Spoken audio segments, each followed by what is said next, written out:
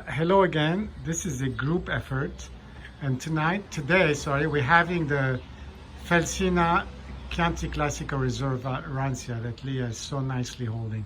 This is a 2010 Magnum, and you guys know Magnum. I like Magnums because Magnums means fun, means friends, means party. So we finished the Magnum, but there's a little bit left in the glasses for people to make some comments. It was a pizza party, so it sounded like a perfect, the idea sounded like a perfect match. So what do you guys think? Dennis, I'm going to let you lead off. I love it. I think it's like really full-bodied, a little balsamic-y. Yeah. A little bit, I don't know what black currants are, so maybe what cherry? Cherry. Yeah, Sangiovese. This is 100% Sangiovese. So Sangiovese is known for the cherry sort of note. So yeah, that's true. How about the color? What do you guys think of the color? Brown.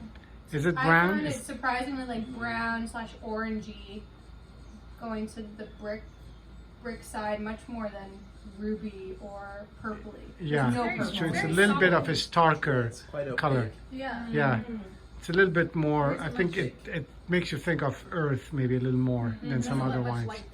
Yeah, it's very dark in the center, and it doesn't really viscous. taper off.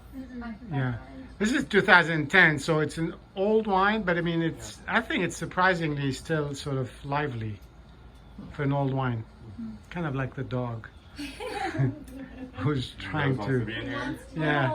Well, how about who wants to make a comment on the aromas, on the nose? Leah seems to be pondering. Leah's the nose expert. I think okay, this is very specific, but Dennis and I will go upstate to go thrifting a lot, and we go through these warehouses with tons of old furniture, but a lot of it is actually quite new styles. It's a lot of mid-modern century stuff. But once in a while you'll find, and Ellie and I have also done this together, where once in a while you'll find something that clearly is so out of, it's not supposed to be there, but it's a special find. It's got like, maybe it's like a suede jacket with some fringes that's from like the Midwest somewhere, or it's like a cheap how from China that's like randomly in this like warehouse in upstate. And this wine reminds me of those items because it feels old, but it still feels like it doesn't think its time is up yet, and it's like wants to stand out. And if you look hard enough, you'll like see it there. But you have to look because it's mixed in with a bunch of like leather goods and wooden stuff and whatever. Does this answer the aroma question or No.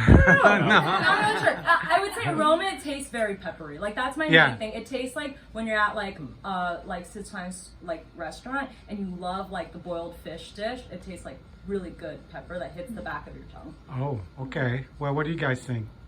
Lillian? I think it smells really lovely, like kind of honey-y. Yeah? Honey? Does it have it? Well, he said balsamic, so it does have, you detect some sweetness. Acidity. I don't have any acidity in it.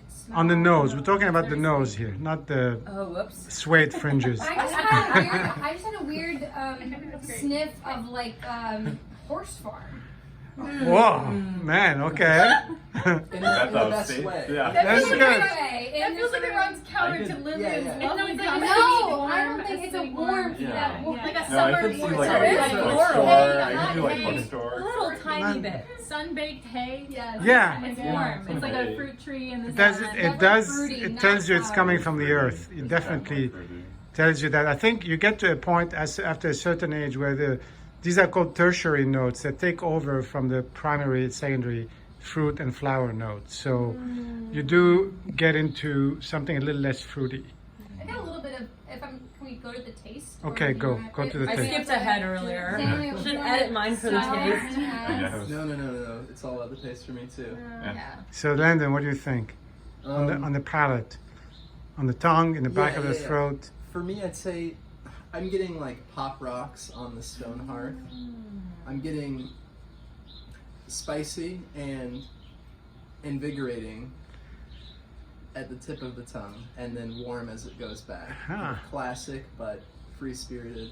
Nice. Vibe. I got a little bit of salinity at the front. Yeah, Yeah, there's a little bit of minerality. you do get that with a lot of the red wines. It's surprising because the smell is so sweet. I find it's surprising how savory and peppery and spicy in a way it is. Yeah. Dennis, anything on the palate? I think you got me. I felt like the cherry and the full body was the palate, but I do Yeah. think like there is, after you drink it a couple times, there is like the leatheriness of it Yeah, at the end, and you start to get that more and more. you right? Yeah, I was just thinking, it sits on the tongue a little bit, but unlike their other wines, I think like the one that we did the video of, that you can feel it more in your throat, and Yeah. this one is really just like tongue and not, it doesn't like linger as much in your throat. Not as much of a finish, maybe, Yeah. but it's very present in the palate, on the palate Yeah. and in the mouth. Yeah.